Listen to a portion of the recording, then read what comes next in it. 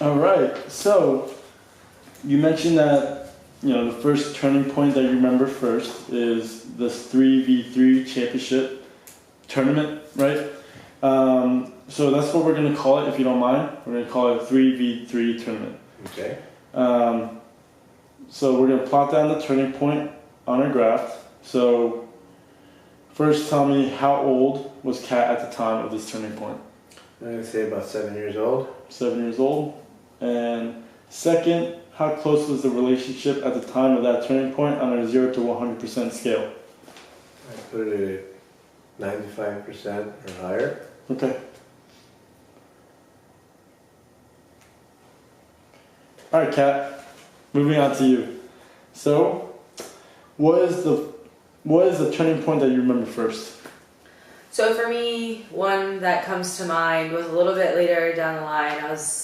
I would say 13 or 14 years old, and it was my first big swim meet competition where we traveled. My dad came along with me. I had my team and everything and the coaches, and then my dad came to support and stuff. And I remember before my first big event that I qualified, this was like the Western Zone competition, so it was like the West Coast states all came together, and I think it was... So you mind if I call that Western Zone? Yeah. Cool.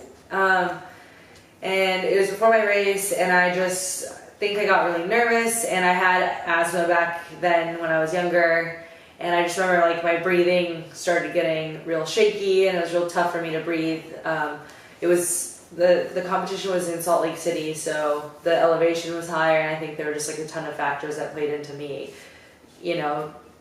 struggling to breathe before my race and like overthinking a lot of different things. And I remember, as I was like panicking, just getting ready for my race, having this hard time breathing, my dad mentioned like, you're panicking, you're overthinking this, like it's maybe you don't need whatever your inhaler right now, just try and relax and like get ready for your race. And I just remember feeling as like this really young little teenager at her first big competition, just kind of like, why doesn't he believe me? Like, why is it this thing of just something else is happening where I'm like overthinking or panicking before my race? Why isn't this just why doesn't he believe me that it's hard for me to breathe right now? Like maybe, and in my head I was thinking, it's totally this environment, like the high elevation, it's really hard for me to breathe, and like just nervous and all this stuff. And I just really thought that I was right and that he just didn't understand. So I remember feeling really misunderstood, and just kind of like, of all the things you could say to me before my race right now, like why is it that you just almost don't believe me, kind of thing. So for me, that was like this like point in my young athletic career where I just remember, because we've been so close and stuff, and through soccer and my early swimming ages, it's like developed really good, real, honest relationship between my dad and I remember that was kind of the first point where I had to like sit down and just kind of question, like, if we've been so real with each other, like why is this kind of like an issue right now? And so that was like a kind of a challenge to that closeness level. Like I'd say that brought, from my perspective, somewhere in like the 50% range of just like, feeling a little confused, just questioning things, questioning the relationship and stuff. Now reflecting on it as I'm older, I kind of understand the circumstances, but I just remember being back then like this really weird, I don't know, kind of turning point, I guess. Okay. Great. And you said that was about a 50% range. Yeah. And you understand 50% is like the midpoint of Yeah. the average. So it wasn't positive, it wasn't negative, it's just... Yeah, it wasn't bad. It was just like a learning curve, kind of. I just remember experiencing that, just thinking, okay, swimming really is individualized. Like, even though it's not on a team thing, and you have your coaches, and you have your parents and your supporters, I just really understood, the way you feel, only you can know that, and like, you're in your own environment behind the blocks, and that's like a learning process. And like that kind of taught me you have to detach from everyone, and you're like on your own behind the blocks. So like it wasn't a bad thing for our relationship, it taught me something new, and that's kind of also I think what helped kick into gear that, like, again, real honesty level going further into swimming. So Gotcha. So we're going to repeat this process, kind of this back and forth, just because I just need more data to plot on the graph. And so it seems like Dr. Waldron did 3 versus 3. So 3 of his father, 3 of him. So you want to just do this 2 more times? Yeah. Could you guys think of 2 more experiences where it was a positive or negative turning point? I think so. Sure. Yeah. All right. Let's do it. So I'm gonna look towards you again. Okay, Is there I'm gonna another give turning you, point? and I might skip back and forth on this timeline and you'll plot it back where you need. Yeah, I might that's not fine. necessarily follow along because I cannot remember. In our relationship, I've had ups and downs as far as, well, I shouldn't say ups and downs for me and you, but one that I do remember, you can call it the haircut. The haircut. Okay? Oh my god, that was so long ago. And I really don't know when this was. I would have to guess Wow. that it was It was after soccer days. probably quite a bit after swimming. No. Oh wait. I Yeah, don't know what you're talking about. when you got your haircut. My long, long hair and then I chopped it. Like mom chopped it. Well, you went somewhere and got a haircut. Like I was younger. I don't know, you might text me. No, and just remember ask her. my Sun Devil swimming Text her, swimsuit? when did you I get was the hair? 8, I was 9 or 10. Okay. Because I was in the by the diving. Okay, well the pool. 7-year-old one was the soccer one, this Yeah. is 9 years old. Oh, So perfect. she got a haircut, and I, being old school, always wanted my daughters to have long, long hair. Hmm. And they asked me to get a haircut, and I said, no, you need to have long hair. And then my wife took them, and that's fine, just leave it. And my wife took both of them, and they got a haircut, both my daughters. And I remember them coming home, and they were all excited to show me their new haircut, and I was having none of it. And if I remember right, I didn't talk to her for maybe 3 or 4 days, because I was so upset that she got a Me? haircut. Wow, it's so funny. I barely remember this. You barely? Yeah, but from your point of view, you totally do. And I was really upset. Looking back, I don't know what I was upset about. Eventually, she was going to get a haircut. But just in my mind, the fact, not that she got the haircut, that she asked me and I said no, and she went ahead and did it anyway. And I was really more upset with my wife than I was with her. But I was upset nevertheless with all of them, and I remember not talking to all 3 of them for 2 or 3 days because they got their haircut. Yeah. And again, it came off as me being upset about the haircut, but it was more because they ask you and you say no, and then they go ahead and do it. So that was, I don't know, a low point. So funny. And so our relationship at that one, you could, percentage-wise, you could put it probably at 30%. 30%. As a dip, if you want to go down to a dip. Mm-hmm. If normal's 50, I was upset, I was at 30 probably. Okay. So that's, one of my memories of a turning point, if Mm-hmm. you're talking about turning points. Okay. So, Kat, because you already mentioned like a 13, 14 age range, like, do you have something, did that trigger something when you were younger? When I was younger, not really. I think a lot of our turning points actually came later from my point of view, just because when I was younger, I think again being raised more of like this combination of this like Americanized / Eastern European culture, that's where my family comes from.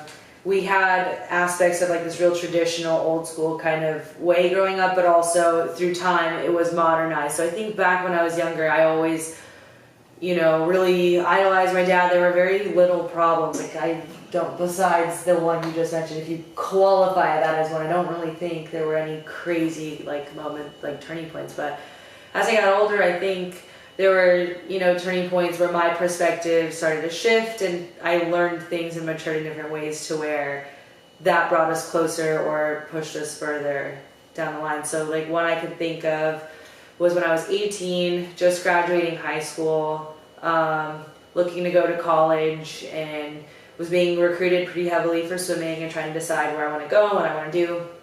And I just remember, it's a tough situation for a young high schooler to go through, like trying to figure out what program fits me best or where I want to go. And, as seeking help from my dad as I did with anything else, like going to him and saying, you know, like, what do you think is the best fit for me? Where do you know, like, what do you recommend? And even though he's never first-handedly experienced like college recruiting or college swimming in general, I was the first, you know, swimmer in my family. He was so supportive and just like knew the right way on like how to tell me on what to look for, where I'm going, or like what programs to like consider and stuff based off of like what I like and, you know, things to look out for. So like that was a huge turning point for me. I think one like a very specific point in that recruiting. I was being recruited by University of Michigan, and I had a phone call, and I remember, you know, this phone call was planned for like a certain day of the week, and telling my dad, you know, I'm having this phone call with this big school. So if you want to call it like the phone call, that was, I think, a turning point because, again, just not knowing, you know, what's the conversation with this head coach, this big guy, you know, who's like known for all this stuff. How do I ask him certain things? How do I have that scholarship conversation, that money talk? Like, it's just a lot of pressure, and like I'm still a kid in high school. I don't know. And I just remember him sitting me down saying like, you need to phrase it, you know, this way, or maybe hear him out and he'll approach it like this, and then you can kind of counteract it this way. I felt prepared and supported, and even if the phone call went like horribly, you know, I knew my dad had my back at the end of the day, and like I knew that I don't know, I just felt ready for whatever was about to happen, kind of. So I think in terms of that, our relationship was 100%, 95, 100%. It really brought me closer. It made me realize, you know, throughout this whole ride of swimming in college, my dad's got my back. Even if he doesn't know firsthand experience, he'll help me through it. So I think it brought us close. Essentially, your dad is kind of figuring it out as time goes on, right? Yeah. I mean, you know, when it's time, when you're about to get married, he's going to go through that the very first time. Yeah. You know, it's not like he's a pro at it, so. That's a good point, yeah. You know, props to you, Dad, for, you know, being able to adjust and give Kat the necessary tools for success. The marriage part's easy. You get Take a gun and start shooting. Okay. If you hit him, then he's not the one. If he's running. If he can dodge all the shooting, then he might be worth it. No, star that for old school. There we go. All right. So. You had a turning point at, you know, when Kat was age 7, and then you mentioned the second turning point was around age 9. Is there one during her, you know, her teens, or right when she got to college, or, you know, even right now? Oh, let me see. One of the toughest moments that I experienced, it wasn't me I felt really bad, not in our relationship, but that I wasn't there for her. And probably one of the only times that I can remember in my life that we as a family weren't there for her was when she didn't make it to the Olympic Games in London. 2012. She missed out by maybe 1 or 2 spots of getting on the team, or getting to the Olympics, I should say. And she was devastated, and she was in Europe at the time by herself. And when I say by herself, she was with my wife's family, but when I say by herself, I felt she was by herself. And I think she was in some hotel in some other country. What country was this? Probably in Croatia. Yeah. When she got the news that she didn't make the team.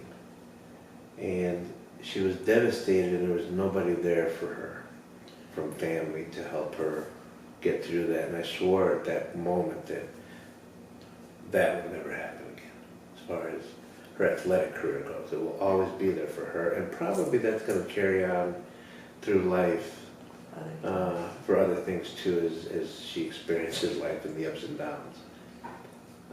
You need to be there for your family. So I felt bad.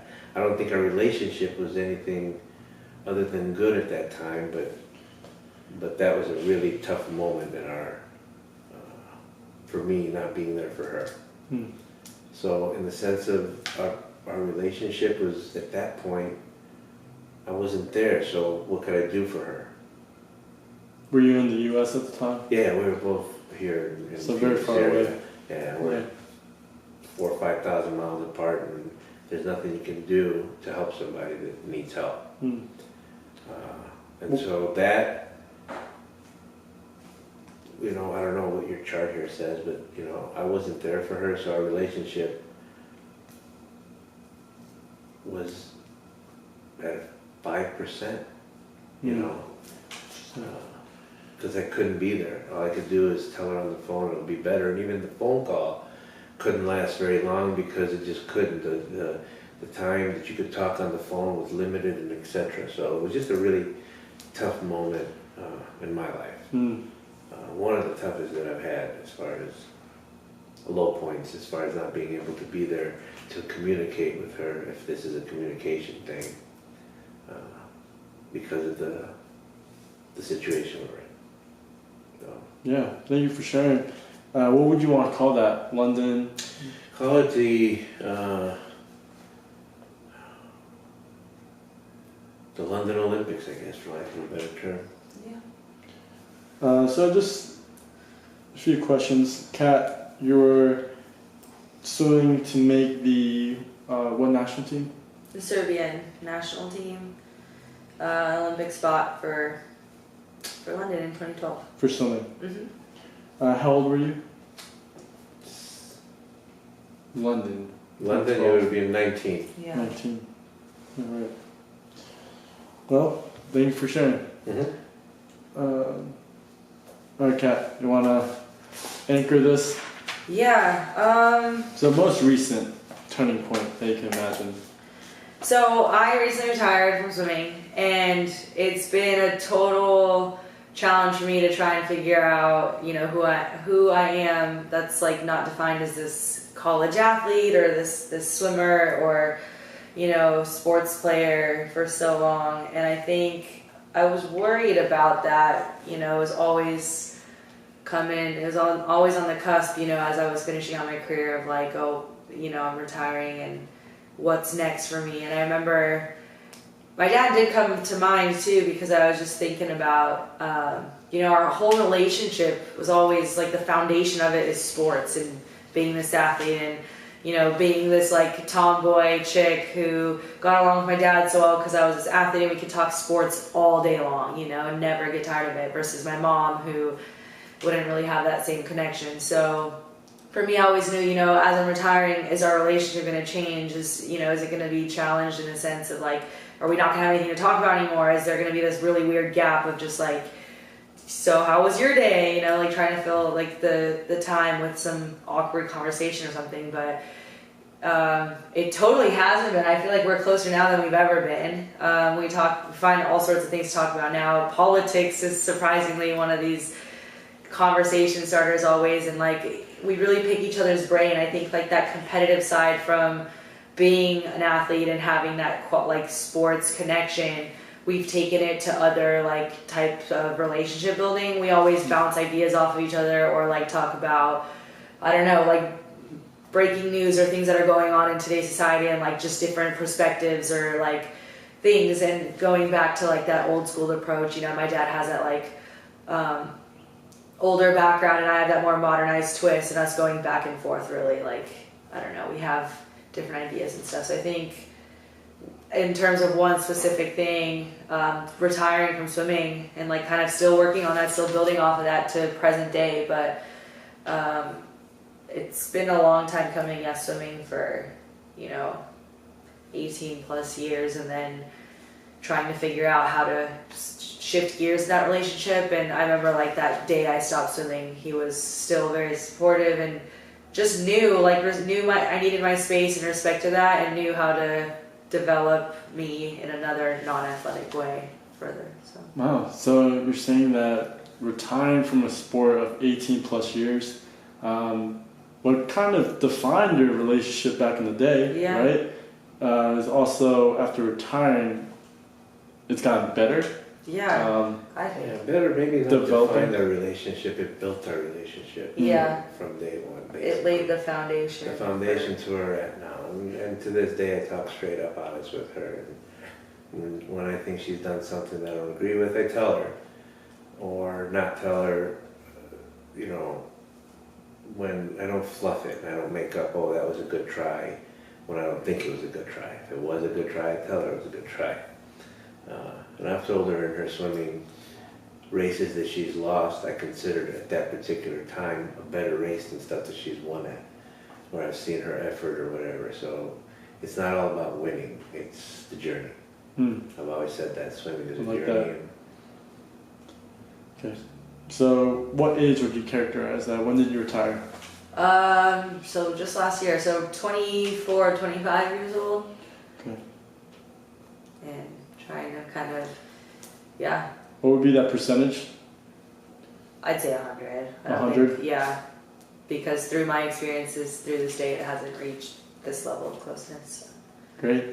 Yeah. Oh, thank you for sharing, guys. We got a few more questions left, Yeah. but let me How are just. we on time? Yeah. That was just the 20 minutes. I'm gonna